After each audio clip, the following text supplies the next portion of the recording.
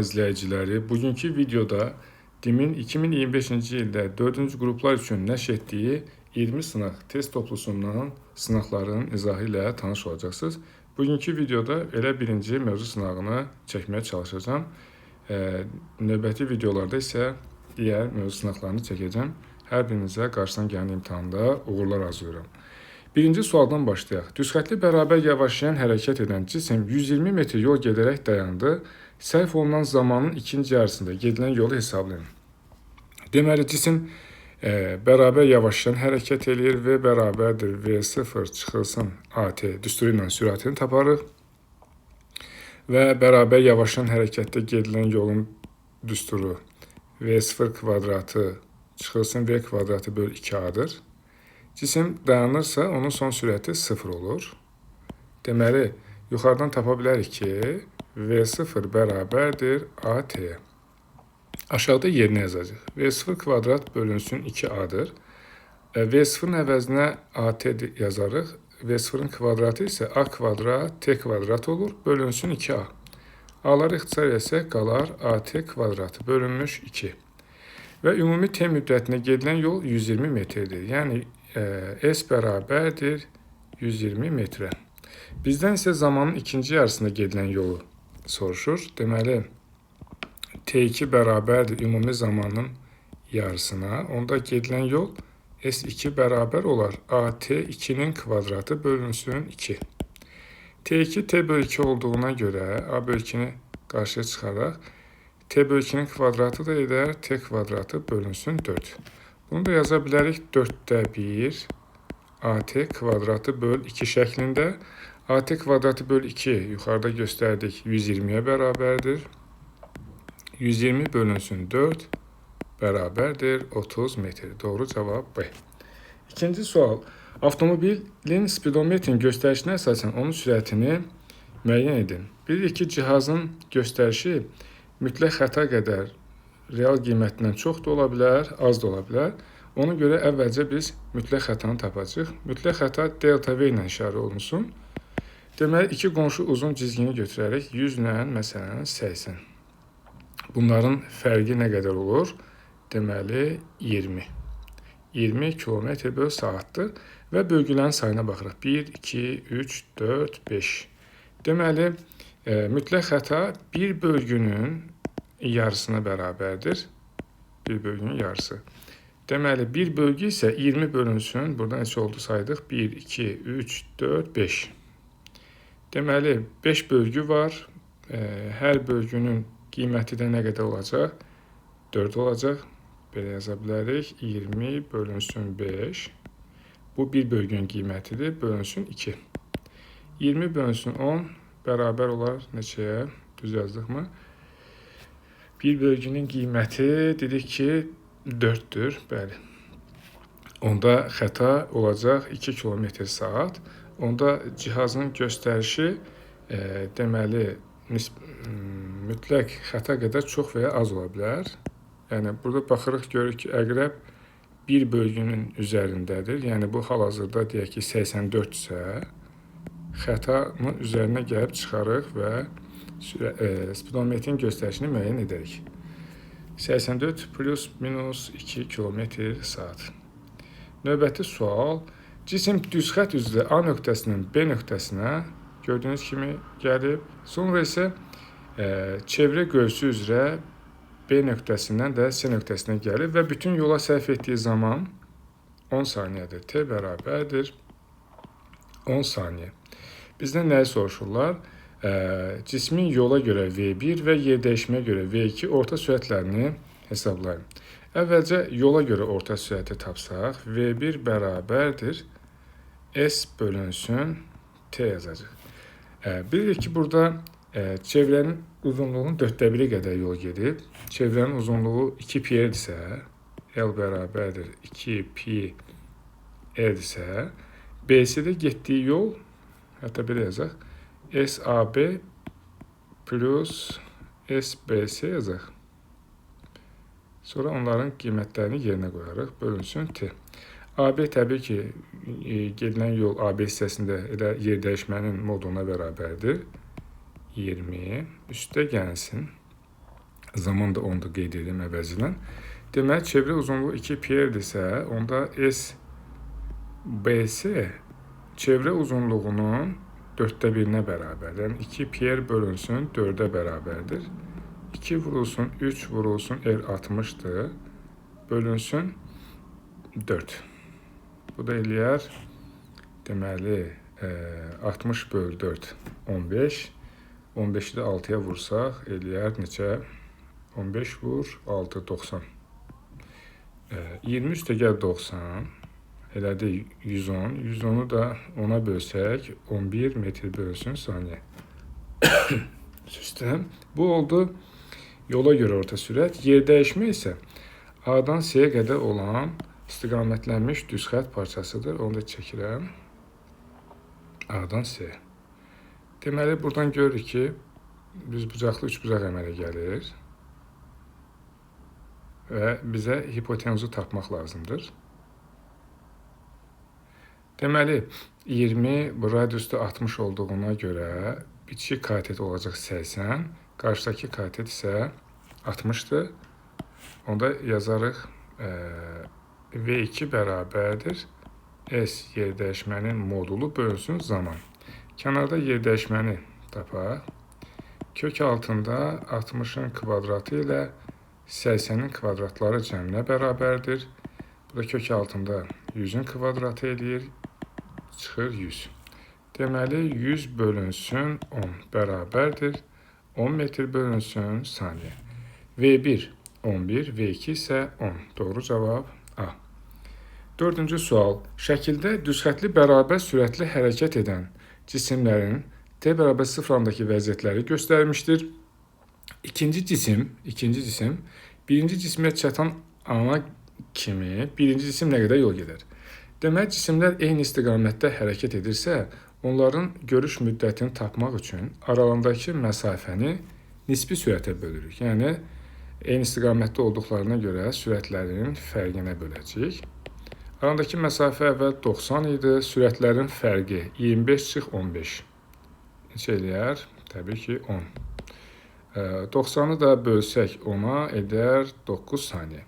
Bizdən soruşur ki, birinci cisim nə qədər yol gedər? Cisimlər bərabər sürətlə hərəkət etdiyinə görə gedilən yol sürətlə zamanın hasilinə bərabərdir. Yəni 15 vurulsun 9. Bu da edər 90, 45, 135 metr. Doğru cavab B. 5-ci sual. Başlanğıc anda eyni nöqtədə olan, yəni başlanğıc koordinatları eyni olan bir və iki cisimlərinin sürət zaman qrafikləri verilmişdir. Cisimlərin sürətinin bərabər olduğu anda onlar arasındakı məsafəni tapın. Deməli, buradan görürük ki, cisimlərin sürətləri nə zaman bərabər olub? 6 saniyə ərzində. Yəni, 6 saniyənin sonunda hər ikisinin sürəti olub 15. Bir-iki cisimlər arasındakı məsafə gedilən yolların fərqidir. Yəni, baxılan halda VT qrafikindəki sahələrin fərqi olacaq. Deməli, əvvəlcə bura diqqət edəsək, ikincinin getdiyi yol bu qrafikin altında qalan sahəyə bərabərdir. Bu sahə ilə yuxarıdakı bu hissənin də sahəsi, buradakı düzbucaqlı üçbucağın sahəsi eynidir. Ona görə mən bura bir delta S1 deyəcəm. Yuxarıdakı hissəyə fikir versəniz, yuxarıdakı hissəyə, bu bir trapesiyadır. Burada bir delta S2 deyək. Ümid edirəm ki, fikrim aydın oldu. Baxın, bir daha göstərirəm. Burada birinci cismin getdiyi yol bu fiqurun sahəsidir. İkincinin getdiyi isə aşağıdakı üçbucağın sahəsidir. Bizə lazımdır onlar arasındakı fərq, yəni bu hissə lazımdır. Onu tapmağa çalışaq. Ona görə mən bu ştrixlənmiş hissəni iki dənə fiqurun sahələrinin cəmi şəklində göstərmək istəyirəm. Onda həmin sahəyə delta S desək, delta S1 üstə gəlsin, delta S2 deyərik. Əvvəlcə delta S1-i tapaq. Delta S1 burada düzbucaqlı üçbucaqdır. Kat edilən hasilinin yarısı olacaq sahə. Yəni 15 vurulsun 6 bölünsün 2. 15 vur 6 böl 2. Bu da edər 45 metr. Yuxarıda isə bir trapesiya əmələ gəlir. Baxın, burada bir trapesiya. Düzbucaqlı trapesiyadır. Ona da delta S2 desək, oturacaqlarından biri 4'dür. Kiçik oturacağı bura. Böyük oturacağı isə 6'dır. Onda yazaram 4 üstəgəl 6 böl 2. Hündürlüyü də olacaq 15. Deməli 4 üstəgəl 6 10 böl 2 5. 5 vur 15 75 metr. Bizə bunların cəmi lazım idi. 75 ilə də 45-in cəmi neçə eləyər? Deməli 110 120 metr eləyər. Doğru cavab C. 6-cı sual. OX oxu boyunca hərəkət edən cisimlər üçün Eyre-Venn diaqramında uyğun bəndləri müəyyən edin. Deməli, sol tərəfdə sürət zaman qrafiki verilib, sağda Y dəyişmənin proyeksiyasının zaman asılığı. Tərcih 0-dır. Tərcih düzxətli bərabər sürətli hərəkətdə. Və belə yazım da, bərabər yeyinləşən, buna isə düzxətli bərabər yeyinləşən, buna da deyərək düzxətli bərabər sürətli. Tərcih 0-dır. Hansı hərəkətdə? Təbii ki, düzxətli bərabər sürətli hərəkətdə. Bərabər yeyinləşəndir. Deməli, soldakı qrafikə uyğun gəlir. Koordinat zamanda asılılığı xəttə asılıdır. Xəttə asılılıq düzxətli bərabər sürətə aiddir. Yəni, koordinatın zaman asılılığı. Çünki sürət sabit olduğuna görə x bərabər olar x0 üstə gəlsin və x-dir. Xəttə asılılıq. Sükunət halından hərəkətə başlayıb. Sükunət halına hərəkətə başlayırsa, bu təcilli hərəkətdir və bərabər yeyinləşən hərəkətə aiddir. X oxu istiqamətində hərəkət edir. Bəli, hər iki cisim X oxu istiqamətində hərəkət edir. Soldakı cisim X oxu istiqamətinə bərabər yeyinləşən, düzxətli hərəkət edir. İkinci cisim X oxu istiqamətində düzxətli, bərabər, sürətli. Buna uyğun cavaba da baxaq. Deməli, 2, 4, 5, 1, 3 olan A variantına uyğun gəlir. Növbəti sual 7. Verilmiş radiuslu çeviri üzrə bərabər sürətlə hərəkət edən maddi nöqtənin xətti sürəti necə asılıdır soruşur bizdən. Dönmə bucağı ilə tərs mütənasibdir verib. Deməli, çeviri üzrə bərabər sürətli hərəkətdə deməli V bərabərdir omega R düsturundan istifadə edə bilərik. Məsələn, burada xətti sürətlə bucaq sürəti arasındakı əlaqə düsturudur. Radius sabitdir. Deməli, dönmə bucağı ilədir. Dönmə bucağının da əvəzinə nə yazmaq olar? Bucaq sürətini əvəz edə bilərik dönmə bucağı ilə. Deməli, radius sabitdir. T artanda fi artır. Deməli, burada deyir ki, dönmə bucağı ilə tərsdir. Bu səhvdir. Əgər eyni müddətdə desəydik ki, dönmə bucağı ilə düz asılıdır, onu götürərdik. Deməli, bu səhvdir. Dövrətmə periodu ilə tərs mütənasibdir. Xətti sürətlə dövrətmə periodu arasında 2 pi r bölünsün t kimi əlaqə düsturu var. Deməli, periodla tərs asılıdır. Bu doğrudur. Tezliyindən asılı deyil, bu səhvdir. Deməli, burada səhvdir. Tezlikdən düz asılıdır. Bucaq sürəti ilə düz mütənasibdir. Yuxarıda göstərmişdik. R sabit olduğuna görə V omeqadan düz asılıdır. Deməli, doğru cavab olacaq 2 və 4, yəni Y variantı. 8-ci sual. Radiusu 80 sm olan çeviri üzrə bərabər sürətlə hərəkət edən maddi nöqtə A nöqtəsindən B nöqtəsinə 0,5 saniyə ərzində çatır. Maddi nöqtənin mərkəzə qaçma tərcihini tapın. Burada əslində sualda əskiklik var. Onun hansı istiqamətdə gəldiyini göstərməli idi. Amma böyük ehtimal biz buradan saat əqrəbi istiqamətində gəldiyini fərz etməklə məsələni həll edəcəyik.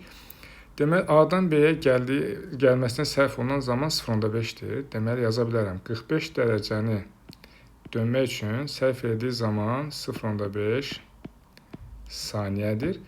360 dərəcə dönmək üçün sərf etdiyi zaman isə periyoda bərabər olar. Və 360-ı 45-ə bölsək 8 alınır. Deməli, 8 dəfə çox vaxt lazım olacaq. 8 vurulsun 0,5, bu da eləyər 4 saniyə. Təcilin A bərabərdir 4 pi kvadratı R bölünsün T kvadratı düsturundan istifadə edə bilərik. A bərabərdir 4 vurulsun pi kvadratı 10-dur. R 80 santimdir, yəni 0,8 metrdir. Periyod 4-dür, kvadratı 16 eləyər. Deməli, buradan da sıfırları aparsaq, 32 bölünsün 16, 2 metr bölünsün saniye kvadratı alınar. Doğru cevap B olur. 9-cu sualda düzxətli hərəkət edən eyni kütləli bir və iki cisimlərin sürətinin proyeksiyalarının zamanı asılı qrafiki verilib. Cisimlərə təsirinin əvəzləyici qüvvənin proyeksiyalarının F2x bölünsün F1x nisbətini tapın. Bilirik ki, Newton ikinci qanundan əvəzləyici qüvvənin proyeksiyasını tapmaq olar. M vurulsun AX şəklində. Kütlə eyni olduğuna görə qüvvə tərcinlə düz mütənasib asılı olacaq. Əvvəlcə A1x-i tapaq. Sürət dəyişməsi və bu dəyişməyə sərf olunan zaman. Hər ikisi 5 saniyədə sürətini dəyişib, zaman eynidir.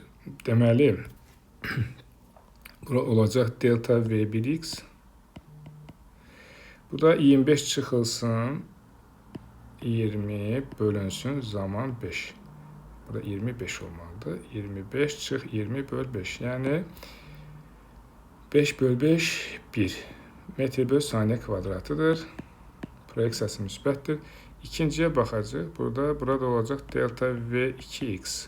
20-dən 15-ə üz üstə. Burada deməli 15-dən 0-a gəlib. 15-dən 0-a gəlib. Bu sürət dəyişməsi delta V2x.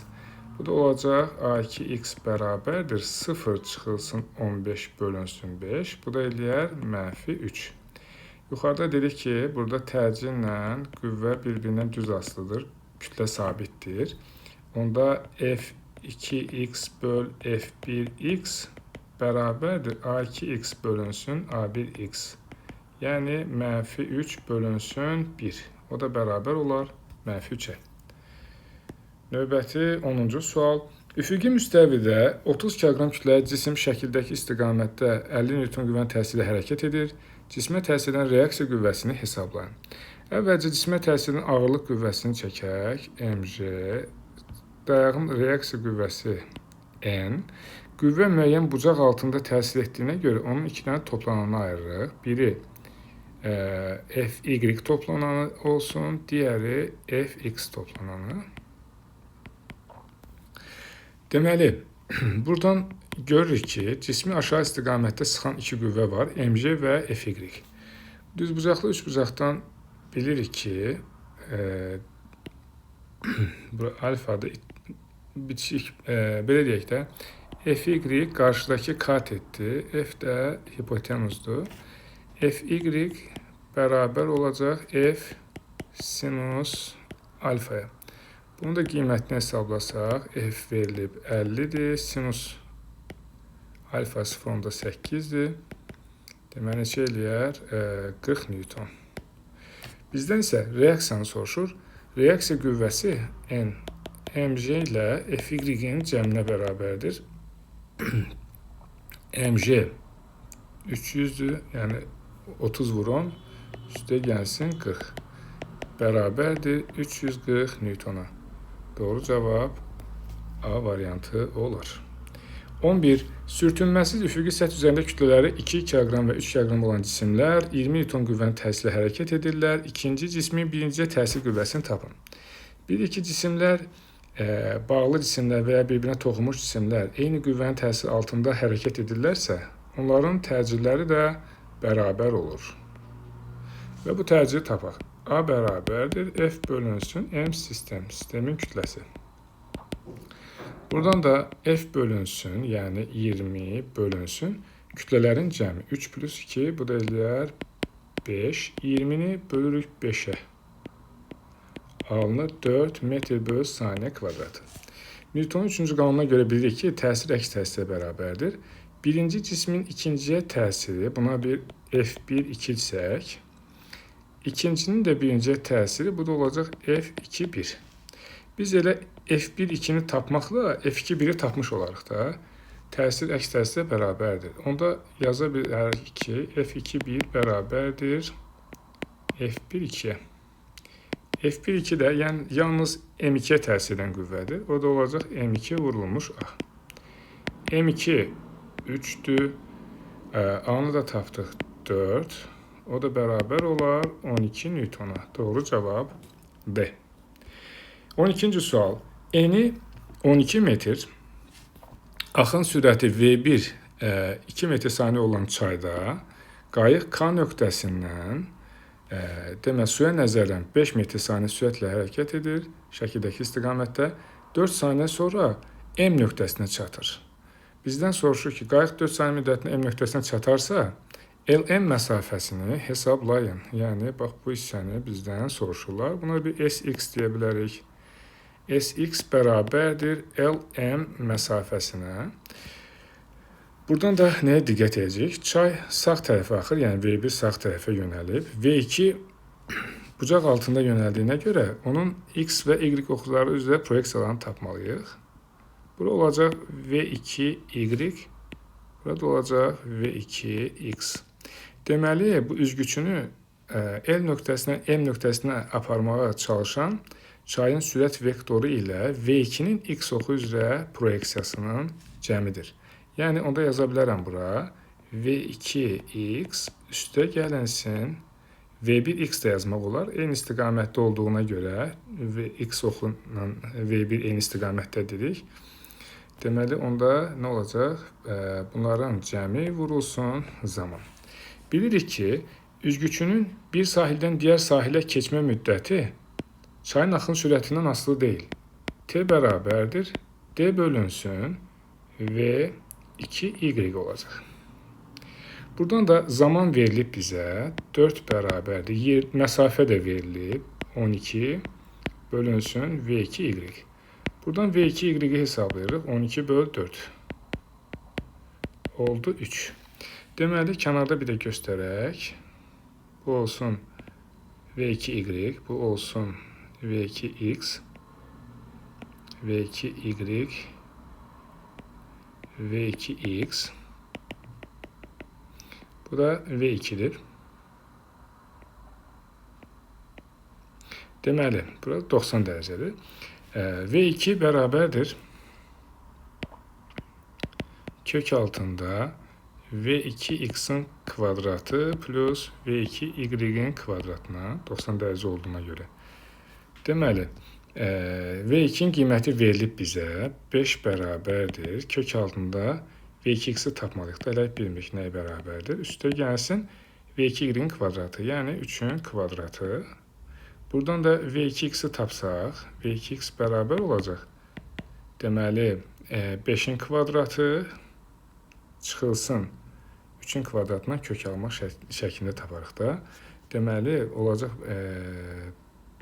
4 metr böl saniyə. V2X'i tapdıq. Əla. Gətirib yerinə qoyacaq. V2X oldu 4. V1 bu çayın sürət vektorudur 2. Zaman da bizə verilmişdi. Deməli, neçə idi zaman? 4 saniyə. 6 vurulsun 4 bərabərdir 24 metr. Doğru cavab A variantı oldu. Gəldik 13-cü suala. Birinci cisim 8 metr saniyə sürətlə hərəkət eləyir. İkinci cisim sükunət vəziyyətindən 0,4 metr saniyə kvadrat dərəcədə hərəkətə başlayır. 20 saniyə sonra ikinci cismin birinci cismə nəzərən sürətini tapın.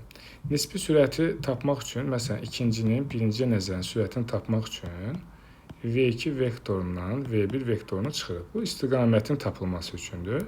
Ədədi qiymətini tapmaq üçün isə kosinuslar teoremindən istifadə edəcəyik. V2 bərabərdir V1-in kvadratı üstə gəlinsin V2-nin kvadratı çıx 2V1 V2 kosinus alfa düsturundan istifadə edəcəyik. Onda baxaq görək ikinci cisim sükunətdən hərəkətə başlayıbsa, bunun 20 saniyə sonra sürəti neçə olacaq? A2T. Yəni 0,4 vurulsun 20. O da eləyər 8 metr böl saniyə. Birincinin də sürəti 8-dir, ikincinin də sürəti 8-dir. Bunları yerinə qoyaq. Kök altında 8-in kvadratı, üstə gəl 8-in kvadratı, çıx, 2 vur 8 vur 8. Kosinus 60 olduğuna görə vur 2-də 1. 2'lər getdi. 8'in kvadratları da getdi. Bunlar bir-birini apardı. Nə qalacaq? Kök altında 8'in kvadratı, oradan da çıxır 8. Bizdən istiqamətini sorursaydılar nə edərdik? Bu olacaq V2-nin istiqaməti, V1 də sağ tərəfə yönəlib və bunlar bir-birinə bərabərdirlər. İkincinin birinciyə nəzərən deyirsə, eləmdir burada, sonra ikinci ismin birinci ismə nəzərən 2-dən biri çıxmalıyıq. Deməli, vektor hara yönələr? İkinciyə doğru yönələr. V2, 1. Gəldik 14-cü suala. Başlanğıc anda eyni yerdə olan düz xəttlər hərəkət edən iki cismin sürətləri V1x -12 üstəgəl hərəkət edir. V2x isə 6 üstəgəlsin 4t metr qanunu ilə dəyişir. Neçə saniyə sonra cisimlər arasındakı məsafə 144 olar. Deməli, burada yaza bilərik ki, yer dəyişmənin tənliklərini və ya koordinat tənliklərini də yazmaq olar. Başlanğıc koordinatlar eyni olduğuna görə artıq yer dəyişmənin tənliyini yaza bilərik. Onda əvvəlcə S1x yazaq. S1x bərabərdir. Birincinin başlanğıc sürəti -12-dir. -12 vurulsun t. Təcili müsbət 2-dir. Onda at kvadratı bölü 2 düsturunda yerinə qoysaq 2 bölü 2, yəni 1 t-nin kvadratı olacaq. S2x bərabərdir. Başlanğıc sürəti 6-dır. 6 vurulsun t. Təcil 4-dür. At kvadratı bölü 2 də yerinə qoyuruq 4-dür. Onda 4 bölü 2 2 edir. 2t-nin kvadratı. Deməli, bunlardan birincisi, yəni x oxunun əksi istiqamətində bərabər yavaşın hərəkət edir. İkinci cisim isə ox istiqamətində. Onda bunlar arasındakı məsafə verilib bizə. Buradan yaza bilərik, görək hara yerləşdirə biliriksə artıq. Deməli, 6t üstə gəlsin 2t kvadratından çıxarıq yuxarıdakı ifadəni. Arandakı məsafəni bərabərləşdirəcək 144-ə. Plus 12t çıxılsın t kvadratı bərabərdir 144-ə. Sadələşdirək. 2t kvadratı t kvadratı. Burada qalır t kvadratı 12t ilə 6t. Bu da eləyir 18t. 144-də sola keçirərik. Bərabərləşdirərik 0-a. Kvadrat tənliyi alınır. D bərabər b kvadratı çıx 4ac düsturundan istifadə edib diskriminantı taparıq. Deməli, diskriminant nə olacaq burada? D bərabər b-nin kvadratı, yəni 18-in kvadratı 324 çıxılsın 4 vur 1 vurulsun s -144-dür. Bu da eləyər 324 üstə gəlsin. 4-ü 144-ə vuranda neçə eləyər? Deməli, 576. Bunların cəmi elədi 900. Tənliyin köklərini tapmalıyıq. Deməli, t bərabərdir -b plus minus kök altında d bölünsün 2a düsturundan istifadə edəcək. Deməli, əvvəlcə t1-i tapaq. t1 bərabərdir. b-si 18-dir. -18 üstə gəlsin. D-dən də kök altında d. 900-dən kök çıxar 30 bölünsün 2a. A bizdə 1-dir. Demək, bu da neçə eləyər? 18 mənfidir. 30-dan 18 çıxanda 12. 12 bölü 2, 6 saniyə. T2-ni tapsaq, -18 çıx 30 bölü 2. Bu da eləyər -48, -24. Zaman mənfi olmaz. Ona görə cavab nə olacaq? Müsbətin götürürük. 6 saniyə. 15. O1, O2 oxu ətrafında fırlanan kürənin üzərindəki A və B nöqtələrinin müəyyən zaman müddətində, yəni t eyni olanda getdikləri yol, dönmə bucaqları və sürət dəyişmələri bərabər olanları soruşur da bizdən. Deməli, uşaqlar, bilirik ki, disk üzərindəki nöqtələrin hərəkəti zamanı omeqalar, dönmə bucaqları bərabər olur. Bunlar eynidir. Gedilən yol isə cızılan qövsün uzunluğudur. Görürük ki, baxın, eyni müddətdə B-nin cızdığı qövsün uzunluğu daha çoxdur. Yəni, getdiyi yol A-dan daha çoxdur. Deməli, yollar bərabər deyil. Əgər hansılar doğrudur versəydilər, B-nin getdiyi yol A-nın getdiyi yoldan böyükdür. Bu doğru olardı. Dönmə bucaqları eynidir. Çünki çevrəcə bərabər sürətli hərəkətdə eyni müddətdə eyni qədər dönür. Çünki xətti sürətləri də eynidir burada. Deməli, fi b bərabər olur fi a-ya. Sürət dəyişmələri isə fərqli olacaq. Çünki sürətləri fərqlidirsə, sürət dəyişmələri də bir-birindən fərqli olacaq. Məsələn, istənilən hissədə tapa bilərsiniz. Tutaq ki, periodun yarısında, məsələn, periodun yarısında sürət dəyişməsi 2 verir. B-nin sürəti A-dan böyük olduğuna görə onu sürətini 2-yə vuranda yenə böyük ədəd alınacaq. Sürət dəyişmələri də fərqlidir. Hətta burada demək olar ki, deməli B nöqtəsində sürət dəyişməsi eyni müddətdə A nöqtəsindəki sürət dəyişməsindən böyük olar. Burada cavab yalnız olacaq verilənlərə görə yalnız 2 A variantı. Müstəvi üzərində düz xətt üzrə hərəkət edən cismin koordinatları verilib.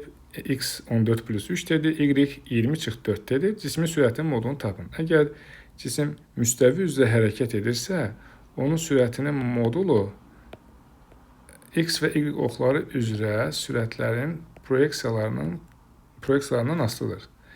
X və Y həmişə bir-birinə perpendikulyar olduğuna görə onların kök altına kvadratları cəminə bərabər olacaq. Deməli, X oxu üzrə sürətin proyeksiyası törəmə alsaq görərik 3-dür.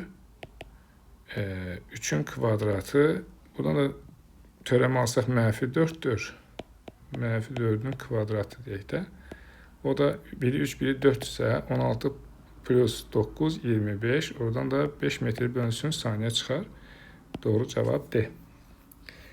17. Sükunət halından hərəkətə başlayan V0, 0.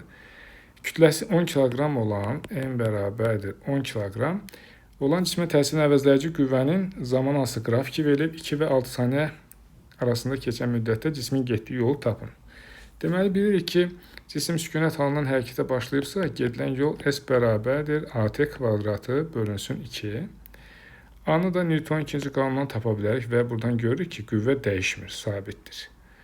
A bərabərdir F bölünmüş M-ə. 40 bölünsün, kütlə verilib bizə 10-dur. Deməli, tərcih neçə oldu? 4. Cisim sükunət halından hərəkətə başlayıbsa, gedilən yol zamandan necə asılıdır? Kvadratik asılıdır. Bir dənə ST qrafikini çəkə bilərik bura.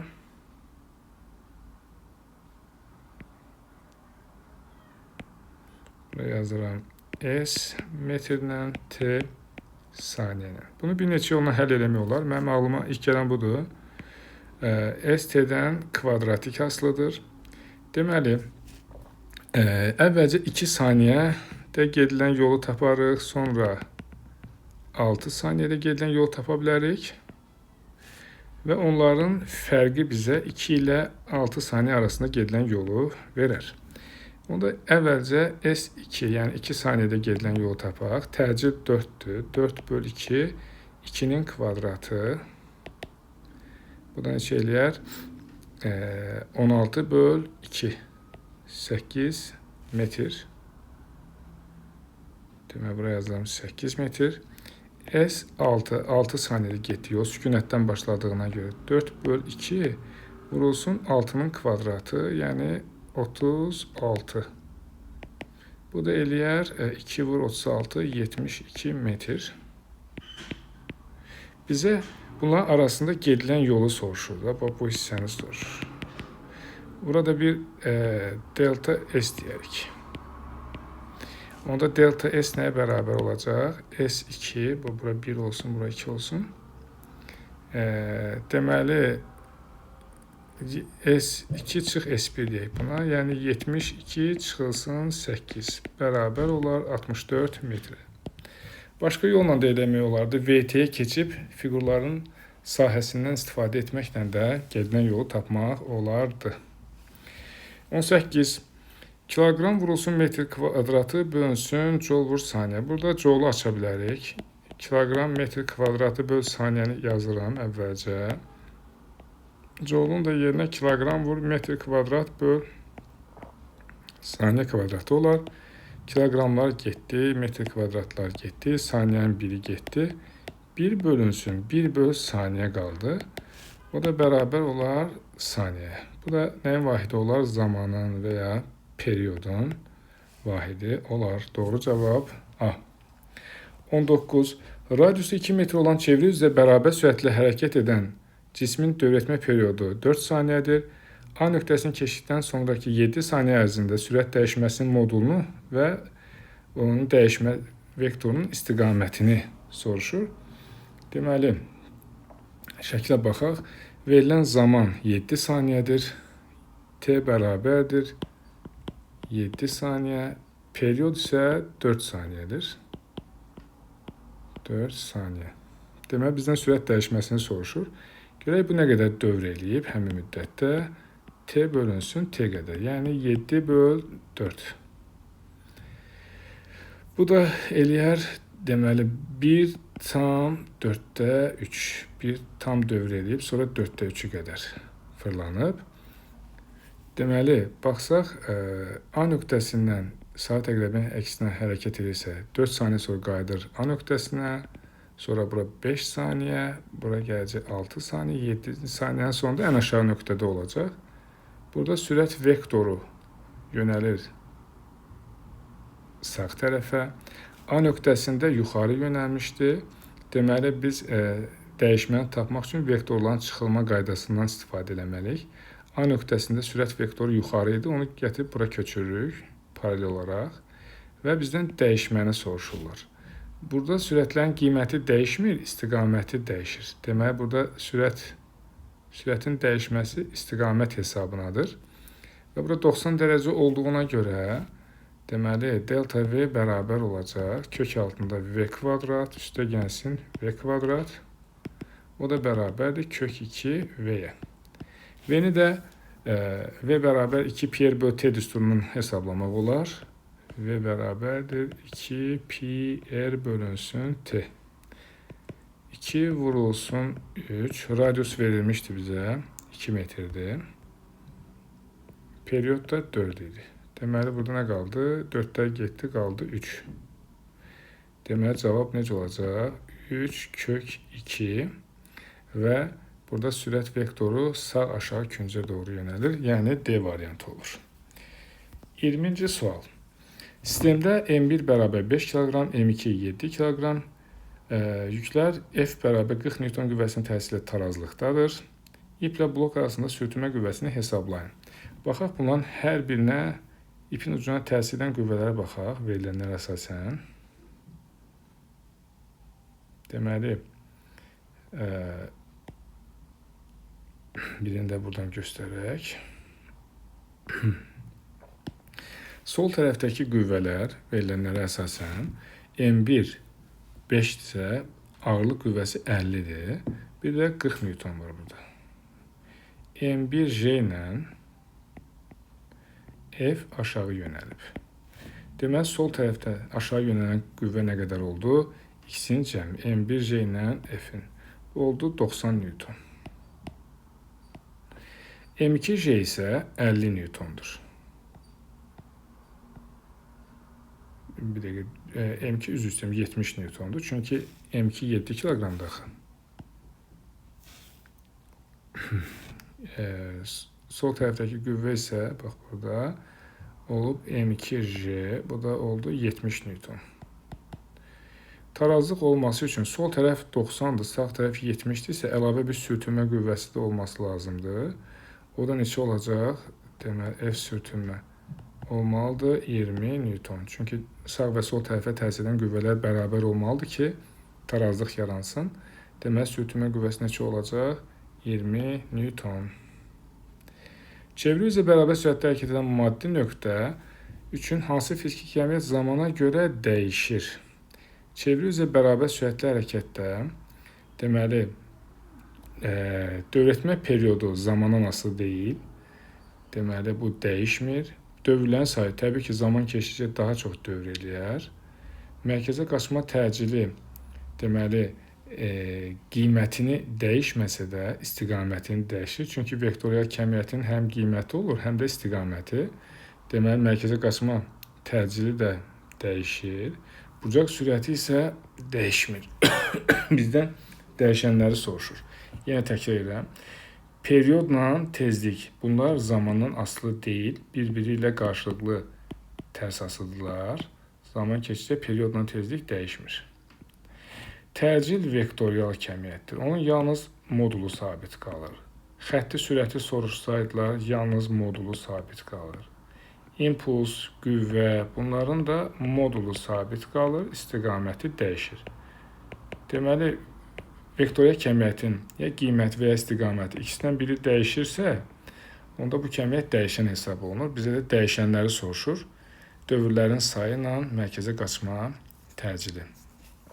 Yuxarıda omeqanı da əlavə etmək olar. Gəldi 22-ci suala. Çeviri üzrə bərabər sürətli hərəkətə radius və dövrətmə periyodunu hər ikisini 3 dəfə azaltsaq, xətti sürət, təcil, tezliyi soruşur. Xətti sürətin radius və periyodla bağlı düsturu 2 pi r bölünsün t-dir. Radiusu və periyodu hər ikisini eyni dəfə azaltsaq, xətti sürət dəyişməz. Deməli, xətti sürət dəyişmir. Mərkəzə qaçma təcilinin düsturuna baxaq. Əgər v sabitdirsə, elə v kvadratı böl r-ə əsasən də müəyyən edə bilərik. R 3 dəfə azalıbsa, təcil 3 dəfə artar. Deməli, 2 də düzdür. Bir də tezliyi soruşur. Tezlik də periyoddan tərs asılıdır. Periyodu 3 dəfə azaltmışıqsa, tezlik 3 dəfə artmalıdır, azalmalı deyil. Deməli, doğru cavab olacaq 1 və 2, yəni A variantı. 23-cü sualda üfüqi hamasiyyə üzərində bir-birlə iplə bağlanmış cisimlər verilib, F qüvvəsinin təsirlə dartılır, T1 verilib 20-dir, ikinci halda T2-ni soruşur. Cisimlər birlikdə hərəkət edirsə, bunların təcilləri eynidir. Qüvvələrin nisbəti kütlələrin nisbəti ilə mütənasib olmalıdır. Yəni, birinci halda yaza bilərik ki, F bərabərdir M1 üstə gəl M2 vurulsun A. M1 5-dir, M2 10-dur. 5 üstə gəl 10 vurulsun A. Bu da neçə elədi? 15 A. Və T1 verilib bizə. T1 nəyə bərabər? T1 özündən sonraki yükü dartır da. Bərabər olacaq M1 A-ya. M1 də 5-dir. Bu da oldu 5A. Buradan istifadə edib F-i taparıq. Onda F bərabərdir. Buradan görürük ki, F 15A-dır, T isə 5A-dır. Onda yaza bilərik ki, F bölünsün T1 15A bölünsün 5A-dır. Bu da elədir 3. Buradan da F-i tapaq. F bərabərdir 3T1. Yəni 3 vurulsun 20. Bu da elədir 60 Newton. Qüvvələr eyni olduğuna görə hər iki şəkildə. Ona görə F-i tapdıq. İndi bizdən T2-ni soruşur. Onda elə T2 bölünsün F. T2 burada M2-ni dartır. M2 bölünsün M1 üstə gəl M2 yazarıq. T2 bölünsün F-i tapmışıq artıq 60-dır. M2 10-dur. 10. İkisinin cəmi isə 15-dir. İxtisarlar apardıq. 60 ilə 15-i 4. Sonra buradan da T2 bərabərdir 4 vur 10 bərabərdir 40 Newton. Deməli 23-cü sualda olacaq neçə? 40 Newton. Maddi nöqtə 0.2 saniyə üstü mənfi bir tezliklə çeviri üzrə bərabər sürətlə hərəkət edir. 2.5 saniyə ərzindəki yer dəyişməsi 40 sm olarsa radiusu tapın. Deməli 24-cü sualda nə edərik? Periyodu taparıq əvvəl. Periyod 1 bölünsün n-ə bərabərdir. 1 bölünsün 0.2. Bu da eləyər 5 saniyə. Bizə verilib 2.5 saniyə ərzində. T bərabər 2.5 saniyədə bu nə qədər dövr eləyər? Təbii ki, T bölünsün T, yəni 2.5 bölünsün 5. 2də 1 dövr, yəni yarım dövr. Periyodun yarısında bilirik ki, yer dəyişmənin modulu 2R-ə bərabərdir. Yer dəyişməsi burada deyir 40 santimdir. 2R 40 santimdirsə, onda R bərabər olar 20 santim. Doğru cavab 20. Gəldi 25-ci suala. OX oxu boyunca hərəkət edən cismin koordinatının zamanına asılı qrafiki verilmişdir. Doğru mülahizələri soruşur. Deməli, 0T0 aralığında yeyinləşən hərəkət verib. Yanlışdır. Burada bərabər yavaşın hərəkət eləyir. Deməli, T0, 2T0 aralığında təcil 0-a bərabərdir. Yanlışdır. Əgər x-in t-dən asılı qrafiki əyridirsə, əyri, yəni burada baxılan halda paraboladır da. Deməli, burada nə olacaq? Təcil 0-dan fərqlidir, 0-a bərabərdir anlayışı üstürəm. Nə verib? Təcil 0-a bərabərdir. Deməli, təcil 0-a bərabərdir anlayışı yanlışdır. T0, 2T0 təcil sabitdir burada. Bu hissədə A konstantdır. Yəni 0-dan T0-a qədər, T0-dan 2T0-a qədər təcil sabitdir. Deməli, sonra nə verib? T0 anında sürəti 0-dır.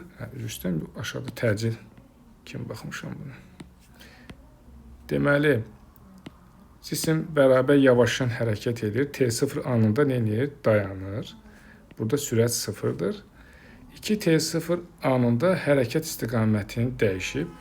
Baxaq görək, T0-dan 2T0-a qədər ox istiqamətində bərabər yeyinləşir. 2T0-dan sonra ox istiqamətində bərabər sürətdə hərəkət edir. Burada istiqamətini dəyişməyib, eyni istiqamətdə hərəkət edir. 2T0, 3T0 aralığında təcil 0-dır. Bəli, burada düzxətli bərabər sürətli hərəkət elədiyinə görə 2T0, T0 aralığında onun təcili 0-a bərabər olur. Demək, bu da doğrudur. Cavab burada olacaq 3-5. Gəldik 26-cı suala. Radiusları R1 ilə R3 R-ə bərabərdir. R2 isə 2 R-ə bərabərdir. Burada disklərin kənar nöqtələrinin V2 böl V3 nisbətini soruşur. Biz belə eləyək, asan olsun deyə 3 nöqtəsindəki sürətə V deyək. 3 ilə 1 qayışlı ötürmə olduğuna görə onların sürəti bir-birinə bərabərdir. Onda belə yazaram. V3 ilə V1 bərabərdir qayışlı ötürmədə. Bu da V-yə bərabərdir. İkincinin radiusu birincinin radiusundan neçə dəfə böyükdür? 2 dəfə. 1 ilə 2 disk üzərində hərəkət elədiyinə görə eyni disk. Omega 1 omega 2-yə bərabərdir. Onda V bərabərdir omega R düsturuna əsasən V R-dən düz asılıdır. İkincinin radiusu birincidən 2 dəfə böyük olduğuna görə onda onun sürəti də 2 dəfə böyük olur. Yəni 2V olacaq. Bizdən də V2 bölünsün V3 nisbətini soruşur. Onda V2 bölünsün V3. İkincinin sürəti 2V'dir. Birincinin sürəti V. Nisbət olacaq 2. Deməli, doğru cavab olacaq burada 2. 27. OX oxu boyunca hərəkət edən cismin təcili proyeksiyasının zamanı asılı qrafiki verilib. Burada açar sözə baxın. OX oxu boyunca deməli V0x müsbətdir. Uyğunluğu müəyyən etməliyik. 0T1-də. 0T1-də görürük ki, təcil 0-dır. Əvəzləyici qüvvə 0 olacaq ona görə. Deməli, burada C variantına baxın. Əvəzləyici qüvvə 0-dır. Başqa bərabər sürətli hərəkət edir olmalıdır. Elə bir variant da yoxdur. Keçdik T1, T2-yə. T1, T2-də deməli sürət müsbətdir, sabitdir. Təcil də müsbətdir. Onda bərabər yeyinləşən hərəkət olacaq. Bəlkə belə yazın. 0T1-də, 0T1-də. Deməli, nə oldu? Təcil 0-dır. Əvəzləyici qüvvə 0-dır. Onda burada Vx konstant olacaq. Bərabər sürətli. Və müsbətdir. O istiqamətində. Sonra baxırıq T1, T2 aralığına. Sürət müsbətdir. Təcil də müsbətdir. Deməli, bu bərabər yeyinləşəndir. Hər ikisinin proyeksiyası müsbətdir. Əvəzləyici qüvvə x oxu istiqamətindədir. Doğrudur. Çünki sürət də ox istiqamətində idi. Deməli, uyğun gəlir burada A variantı. Bir də bərabər yeyinləşir olmalıdır. Bərabər yeyinləşir də D variantına uyğun gəlir. Sonra isə sürət müsbət hansı araqda? T2, T3-də. Sürət müsbətdir, amma görür ki, təcilin proyeksiyası mənfidir. Bu bərabər yavaşlayandır. Və əvəzləyici qüvvənin də proyeksiyası mənfi olduğuna görə oxun əksinədir deməli proyeksiyası. Mənfi olduğuna görə vektor oxun əksinədir və bərabər yavaşlayan hərəkət edir. Bu da olacaq Y. Deməli, doğru cavab C, A, D, B, Y. Nəhayət gəldik situasiya tipli tapşırıqlara. Kütləsi 1200 kq olan avtomobil üfüqi yolda 30 metr/saniyə sürətlə tormozlanır. Tormozlama müddətində yalnız sürtünmə qüvvəsi təsir edirsə, o necə hərəkət edir? Deməli, cisim üfüqi səth üzərindədir. Deyək ki, bir M kütləli cisimdir. Buna təsir edən ağırlıq qüvvəsi var, mg reaksiya qüvvəsi var, N və deyək ki, cisim baxılan halda məsələn sağ tərəfə gedirsə, onda buna yalnız hərəkət boyu təsir edən sürtünmə qüvvəsi varsa, o da hərəkətin əksinə olacaq təbii ki, nisbi hərəkətin əksinə. Deməli, mg ilə reaksiya qüvvəsi bir-birini tarazlaşdırır və qalır bir dənə hərəkətin əksinə yönəlmiş qüvvə. Deməli, bizdən də soruşur ki, bu cisim necə hərəkət edir? Tormozlanırsa, deməli, yavaşın hərəkət edəcək. V bərabərdir V0 çıxılsın AT-yə. Hətta burada yazmaq olar ki, A bərabərdir F sürtünmə böl M. Sürtünmə qüvvəsi verilib 6000. Deməli, kütlə də 1200-dür. Böləndə edir 5. Deməli, bu cisim 5 metr/saniyə kvadratı təcillə bərabər yavaşlayan hərəkət edir. Bərabər yavaşlayan hərəkət edir. Bizdən tormuz müddətini soruşur. Bu 28-ə uyğundur. 29-da deməli bizdən tormuz müddətini soruşursa T tormuz bərabərdir V0 bölünsün A. Başlanğıc sürət verilmişdir 30, təcil də oldu 5. Deməli 6 saniyə sonra bu cisim nəyə dayanır? Tormuz müddəti T tormuz 6 saniyə. Cisim bərabər yavaşın hərəkət edirdi. Başlanğıc sürəti 30-dur. Deməli, qrafik 30-dan başlamalıdır. T tormuz 6 saniyədir. Deməli, 30 və 6-dan keçən xətt olacaq. Beləliklə, videonun sonuna gəldik. Hər birinizə izlədiyinizə görə təşəkkür edirəm. Növbəti videoları da izləməyi unutmayın. Sağ olun.